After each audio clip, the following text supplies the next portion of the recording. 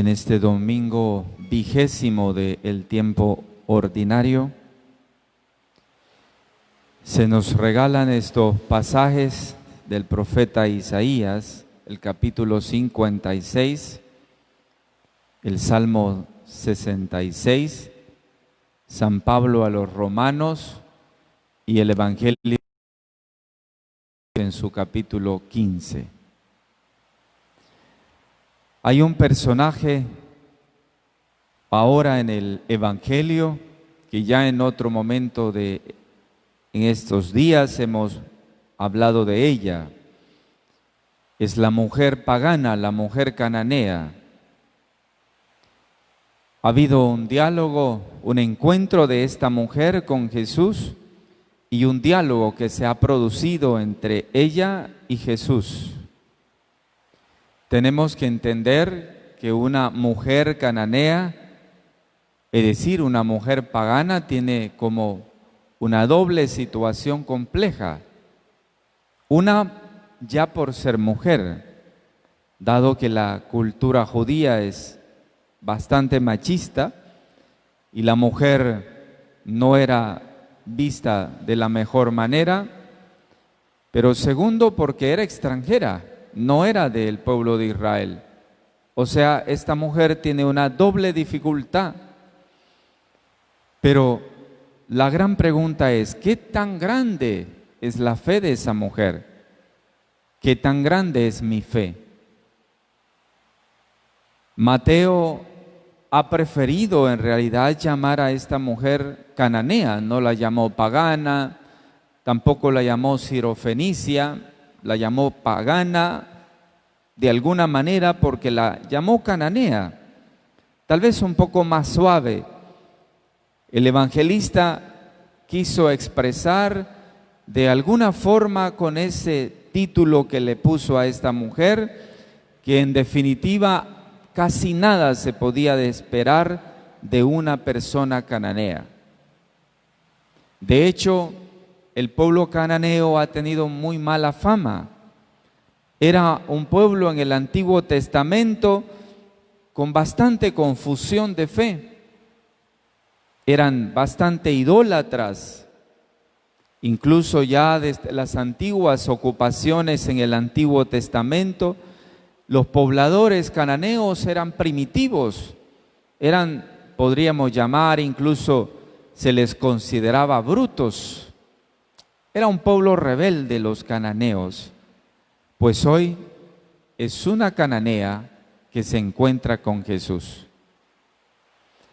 No solo frente a la fe, podríamos llamar germinal de esta mujer, es que nos encontramos ante un personaje poco importante, pero un personaje realmente sorprendente a la vez en este diálogo y encuentro con Jesús.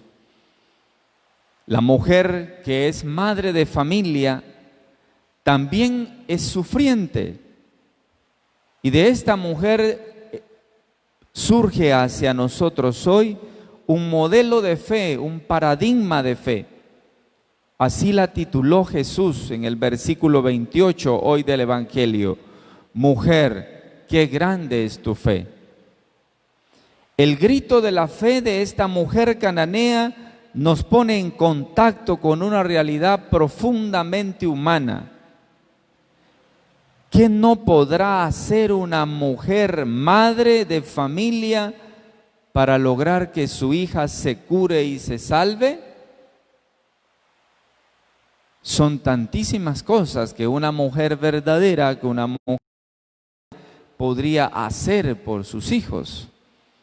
Esta madre de familia, representada como una de las mujeres fuertes del Evangelio, nos enseña su propio camino de fe, y lo hizo a través de la ruta de la oración que pasa por diversos tropiezos. Fíjese bien algunos elementos valiosos del Evangelio de hoy que pueden ser útiles para nosotros en este momento. La mujer ora de lejos. La mujer va gritando detrás del grupo que acompaña a Jesús: En ese grito de esta mujer nosotros podemos interpretar una agitación interna en el corazón de esta mujer, pero también se puede entender en el grito desesperado una confusión y un sufrimiento. Me hace pensar esta mujer y sus gritos en cuántas personas han vivido y han experimentado momentos de dolor difícil hasta este instante en la vida de su familia, en sus hogares, debido a la pérdida de sus familiares, y que los han perdido y que responsablemente no han velado a sus familiares porque han muerto de COVID, y por respeto a la gente, por respeto a sí mismo, no lo han hecho para no acumular personas, que es un signo de irrespeto en este momento. Entonces no lo han hecho y les ha tocado soportar ese sufrimiento y llevar a sus familiares a enterrar solos. Pónganse a pensar lo que eso significa. Nosotros mismos hemos visto a personas sufrir, hemos visto la confusión, el llanto y el dolor al poder ir a enterrar a sus seres queridos sin presencia de casi nadie. Eso es un sufrimiento, eso es una agitación interna. Podemos entender a esta mujer cananea gritando, está desesperada por su hija. El dolor, la confusión la tiene agitada. Es el contenido de fuerza de esta mujer que realmente se capta en diversas acciones de ella. Ella invoca a Jesús y pide piedad. Socórreme, Señor. Es como si se volviera a la memoria nuestra algunos que hablan de la piedad del que el Señor nos socorra. El Salmo 6, por ejemplo, el Salmo 9, el Salmo 24, el Salmo 51 y muchos otros salmos que nos hablan precisamente de esa expresión: Señor, ten piedad, Señor, socórreme, Señor, sálvame. Son las expresiones de la mujer. Esto nos ha dicho que a pesar de que se trata de una mujer pagana, de ahí nos sorprende que ponga en sus labios la mejor de todas las oraciones de Israel. Tal vez esta es la oración más hermosa expresada en el pueblo de Israel. Le dio dos títulos inmensos a Jesús. Le dijo: Señor, socórreme, Señor, Hijo de David. Dos títulos que evocan profundamente el ministerio de Jesús, que los discípulos han venido conociendo gradualmente, pero que esta mujer los ha expresado de una vez: Señor, Hijo de David. Su oración entonces se inserta en una experiencia de Jesús. No es simplemente un favor que pide esta mujer. No está pidiendo solamente un favor, no es una mujer pedigüeña. No es una mujer pedigüeña. Es una mujer que se está involucrando en el ministerio de Jesús. Es una mujer que ha provocado un cambio sincero en la vida de ella. Por eso la expresión más clara de esa realidad es cuando pide por su hija. Le dice que su hija está enferma, le dice está malamente endemoniada, dice el versículo 22. Fíjese bien, no pide que la cure, no pide que cure a su hija, solo le expresa lo que está viviendo, su dolor, su sufrimiento. Simplemente ha expresado lo que le pasa a la niña, no que se la cure. La mujer apela a Jesús, que es pastor, para que, sabiendo que eso es verdaderamente suficiente, le pide que vea a su hija, le pide que se compadezca de su hija. Son verdaderamente gestos y palabras bastante maravillosas de la mujer cananea, de la mujer pagana, respecto a su encuentro con Jesús. ¿Cuántas cosas entonces hasta ahora esta mujer nos tiene que decir? Primero, tal vez la mujer que va detrás gritando un poco de lejos, a mí se me hizo memoria de que durante este tiempo de la pandemia que todavía seguimos, ¿no? Porque la pandemia no termina, ¿no? Mientras no haya una vacuna, la pandemia no termina. A veces bajamos la guardia cuando vemos que se notan aparentemente pocos casos, nosotros bajamos la guardia, pero estamos en pandemia. La pandemia no termina mientras no haya una vacuna aprobada mundialmente, entonces la pandemia sigue. Todos somos vulnerables, todos podemos contagiarnos, todos estamos y somos a la vez sospechosos de COVID. O sea, vivimos este ambiente así. Todos en este momento, no podemos bajar la guardia. Pues yo me pongo a pensar que durante toda esta etapa hasta ahora vivida, todos estos meses, desde marzo 10 aproximadamente, hasta ahora, de alguna manera podemos habernos alejado de la experiencia de la vida de la iglesia. Y es verdad, nos hemos alejado, hemos tenido que alejarnos de la asamblea. Eso es una necesidad importante, alejarnos, porque tiene que ver con el principio del quinto mandamiento que dice no matar.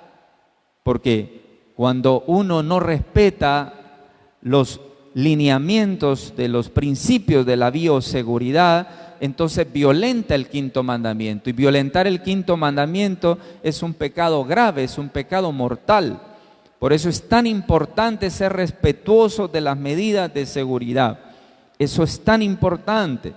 Pero puede suceder que, habiéndonos alejado por principio lógico, pastoral, correcto y adecuado, habernos alejado de la asamblea, y todavía, porque estamos en proceso, en camino, siguiendo un protocolo, habiéndonos alejado, puede ser que nosotros también nos hayamos alejado de Dios.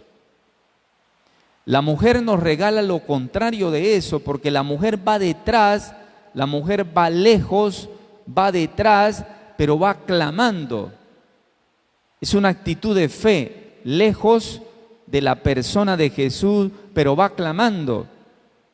A nosotros nos pudo o nos podría estar pasando al revés. Son cuántas personas, incluso comprometidos, agentes de pastoral, que yo no los he visto en una misa. O sea que esas personas tienen aproximadamente unos 5 meses de no tener una misa, no porque no puedan tener misa, porque nosotros aquí celebramos la misa, ya llevamos tal vez cerca de 200 eucaristías nosotros aquí, celebradas día por día, son contados con los dedos de la mano los momentos en que no hemos celebrado aquí una Eucaristía. Y su servidor no le niega a nadie que me llama y me dice: Padre, yo puedo participar de la misa, sí, con tal nos respete las medidas de seguridad, no hay ningún problema. A nadie se le ha negado, pero hemos visto un letargo espiritual en muchísimos, incluso a gente de pastoral, gente comprometida, que ha tenido un letargo espiritual, que realmente se han puesto lejos de Jesús. Lo contrario de la cananea, lo contrario de la mujer cananea, que es pagana, es decir, que no es del pueblo elegido de Israel, pero que nos regala una actitud de la que deberíamos de tener nosotros hoy. Nuestra actitud debe de ser de intimidad, de búsqueda de Jesús. Nuestra familia se ha convertido, o ahora todavía a tiempo, en un verdadero santuario. Si tu familia hoy no ha sido santuario, como siempre se los he dicho, han desperdiciado el mejor tiempo de su vida. Lo han tirado a la borda, el mejor tiempo de su vida. Si su familia no ha sido santuario, donde usted se sienta para orar, si usted se sienta para leer la palabra, donde usted toma tiempo de silencio, entonces usted tiró a la borda, usted le tiró a los cerdos este tiempo verdaderamente. No se puede desperdiciar este tiempo tan valioso que se nos regala en medio de lo que significa la pandemia y el dolor y el sufrimiento para una cantidad de personas. También detrás de eso el Señor está dejando un signo, y el signo es: ese tiempo es tuyo, es tiempo de tu familia, es tiempo de tu hogar, es tiempo de tu casa. Pero si no hemos sabido aprovechar ese tiempo, cuánto sufrimiento viene encima de nosotros sin poder experimentar lo que significaba este espacio de silencio y de intimidad con el Señor. Por eso, fíjese bien que la segunda idea importante que esta mujer nos va a regalar como ejemplo hoy, fuera de esta primera etapa, la mujer que ora de lejos. La segunda actitud de esta mujer: los discípulos se quieren deshacer de ella. Los discípulos intervienen y hace que se rompa el silencio que hasta el momento guardaba Jesús. Jesús escuchaba los gritos de la mujer allá atrás, seguramente. También le escuchaban los discípulos, pero ellos se pronuncian. Allí viene una mujer gritando. No se sabe si era una buena intención de pedirle a Jesús que le escuchara, o más bien los discípulos querían quitársela de encima. Podría ser. Pero el gesto puede sonar también como un gesto de misericordia. Pero también puede sonar lo contrario. Puede pensarse que ellos están cansados de los gritos de la señora. Y ellos parece que no están interesados en ella, pero los gritos los tienen ensordecidos. La respuesta de Jesús nos recuerda su dicho sobre los destinatarios de la misión, recordados allá en Mateo 10. Allí limitó su misión al pueblo de Israel, pero cuando nosotros miramos la totalidad del Evangelio de Mateo, comprendemos que esta aparente limitación se refiere a una etapa de la misión, no a la totalidad de la misión, puesto que al final del Evangelio el destinatario de la misión es el mundo entero. Vayan y hagan que todos sean mis discípulos, bautizándolos en el nombre del Padre, del Hijo y del Espíritu Santo. De ahí entonces, mis hermanos, que las palabras de Jesús se comprenden mejor como una advertencia. Por lo tanto, la fe de esta mujer refleja que hay un juicio y que hay que responder a ese juicio, hay que responder a esa etapa de la vida, que solamente cuando decidimos seguir al Señor, entonces tenemos una respuesta a nuestra propia existencia, que es necesario dar el paso y vencer barreras para poder llegar hasta el Señor. Tal vez esa es la segunda enseñanza del Evangelio de hoy para el contexto en el que nosotros vivimos. La segunda enseñanza tiene que ver con eso. Debemos lanzarnos hacia la experiencia con Dios. Debemos romper barreras en la vida de nuestra fe. Si bien es cierto, la vida de la fe vivida desde la concreción de la comunidad, desde la concreción de la asamblea, no está abierta totalmente, sino en progreso. Pero nosotros tenemos una familia, tenemos una casa, tenemos un hogar, y desde ahí nosotros podemos hacer una experiencia de fe. Nosotros vamos a poder notar quienes han vivido una experiencia de fe auténtica en su familia cuando volvamos a la comunidad. Cuando veamos que a la misa, a las reuniones, a los encuentros, a la vida y al trabajo de la pastoral, va a venir papá y mamá y los hijos. Entonces diremos, estos meses han servido para construir el santuario de la familia. Pero si vuelve el mismo, y uno se va a preguntar, y bueno, ¿y qué pasó con su marido? ¿No le ayudó la pandemia para cambiar? ¿Y qué pasó con los hijos? que no participan de la vida sacramental de la iglesia. Porque como siempre yo les he dicho, ¿no? No estaría permitido que nosotros podamos volver a la vida de la comunidad de la misma forma. Es que yo no lo asimilo, yo no asimilo que podamos haber perdido tantísimos meses en la nada, haber entrado en nosotros mismos y haber enderezado nuestros senderos, haber cambiado nuestra vida. La mujer cananea nos regala la experiencia de una fe madura, de una fe que se enfrenta a la realidad, de una fe que rompe barreras. Pues nosotros también tenemos muchísimas cosas que debemos de cambiar y no podemos retornar a la asamblea igualitos o peores. No se puede, no está permitido volver a la iglesia iguales o peores. Hay que volver mejores, hay que volver disponibles, hay que volver con un corazón comprometido.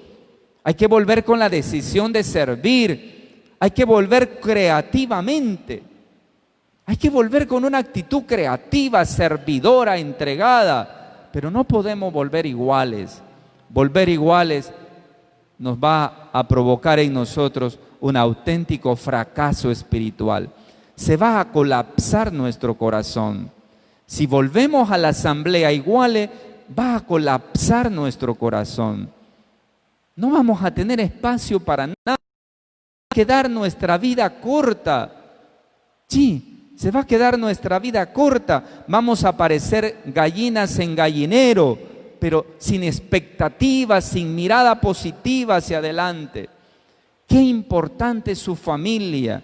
No desperdicien de hoy en adelante. Todavía no es tarde, creo yo, porque esto sigue para adelante. Pero no desperdicies el tiempo de tu familia. Yo te lo ruego, no desperdicies el tiempo de tu familia. Toma tiempo para orar con tu esposo y tu esposa y tus hijos. Aprovecha la oportunidad para sentarte a la mesa a comer. Si nunca lo has hecho, si has comido caminando en la casa, ahora toma tiempo, siéntate a la mesa. Ese es un signo de comunión. Sentarnos a la mesa, fuera de que es un signo correcto, adecuado, es un signo cortés y educado. Sentarnos para comer es un signo educado, es un signo respetuoso de la familia. Por lo tanto, siéntate a la mesa con tu esposo, tu esposa y tus hijos. Siéntense para hablar, siéntense para ver el futuro, para analizar lo que sigue hacia adelante.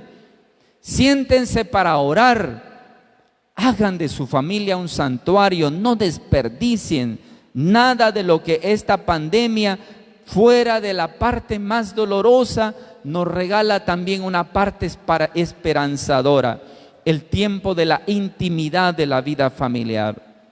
La tercera idea grande de esta mujer y el ejemplo que nos regala es, esta mujer frente a Jesús ya puede abordar a Jesús directamente después que los discípulos intervienen.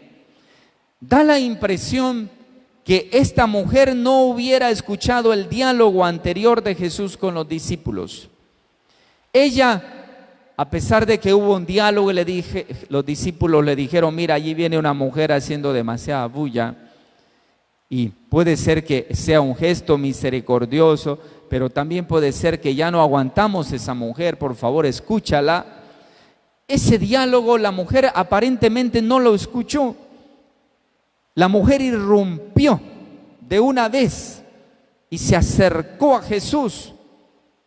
La mujer hizo un gesto verdaderamente valiente. Esto nos ayuda mucho a nosotros hoy, porque a partir de este momento, las únicas personas que sobrevivirán en la fe cristiana y católica son aquellas capaces de irrumpir con actitud positiva, con mirada grande, con corazón fuerte hacia adelante. Aquellos que desperdiciaron su tiempo no van a poder sobrevivir a la fe. Van a quedarse inertes, van a tener arteriosclerosis de fe, se van a quedar parqueados. La mujer nos muestra que es importante irrumpir en la vida, que debemos levantarnos, pero con una actitud distinta. La mujer se levanta, irrumpe, llega verdaderamente hasta Jesús, le suplica. Aparece esta mujer con una actitud profunda, porque el Evangelio dice que se postró.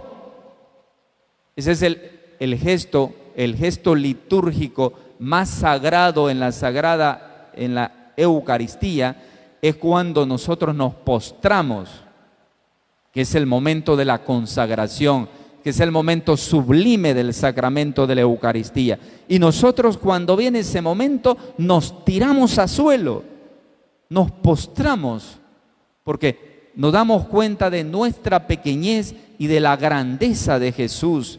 La mujer entendió eso, se postró. Nos recuerda ese gesto maravilloso también de las mujeres en la mañana de la Pascua.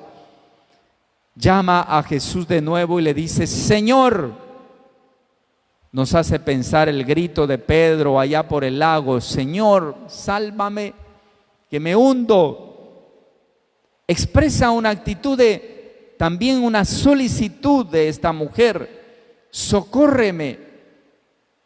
Este diálogo que hace Jesús con esta mujer que ha irrumpido la intimidad de Jesús y los discípulos, nos hace pensar que hay un lugar importante, central, en la vida de un cristiano en la que podemos irrumpir siempre.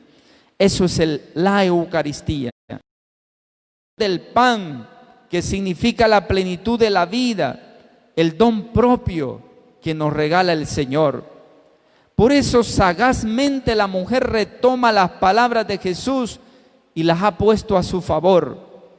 A los perritos les toca las migajas que caen de la mesa de sus patrones. Ella hace una profunda reflexión, ve a los hijos como a sus patrones, comprendiendo la obra de Jesús con ella como la extensión de su misión. La mujer se sabe colocar, diría yo, en el lugar de los pequeños que entran en el reino de los cielos. Por eso ustedes hoy, que tienen un privilegio de venir a la misa, deberían de estar aquí con una actitud humilde. Deberían de estar aquí con una actitud de privilegiados, de pequeños, pero de privilegiados en el reino de los cielos, dado que la Eucaristía es una antesala del cielo siempre. Por eso, la mujer, cuando habla del pan, nos remite inmediatamente a este misterio de la Eucaristía. ¿Cómo ve esta mujer a Jesús? La mujer tal vez sospechaba que era el Hijo de Israel, que tenía un corazón grande. Pero esta mujer intuyó, podríamos decir, en su corazón, en su mente, que ahí en la persona del que estaba ahí, llamado Jesús, el Señor, estaba la salvación y ella podía beneficiarse de esa salvación. Mis queridos hermanos, la fe es un itinerario, la fe es un camino, pero la fe hay que alimentarla. Si no somos capaces de alimentarla en este tiempo de pandemia, vamos a volver con una fe muerta, vamos a volver con una fe agonizante a la iglesia. El Padre les va a tener que poner definitivamente oxígeno a su propia fe, porque no van a poder ustedes volver si no han vivido una vida íntima con el Señor, una vida de comunión, y habiendo provocado de su familia un verdadero santuario de comunión y de fe. Volverán entonces al templo agonizando, volverán con una fe incierta y volverán con una fe, en sus últimos momentos. Mis queridos hermanos, creo que hoy estamos a tiempo. Esta mujer cananea nos sorprende y por eso esta mujer es grande en su fe. Como a Jesús le ha sorprendido, también a nosotros nos debe de sorprender esta relación profunda que debemos de tener entre Él y nosotros.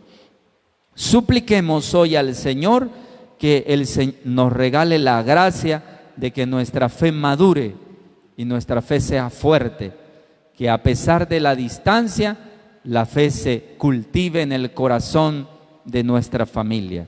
Así sea. Amén.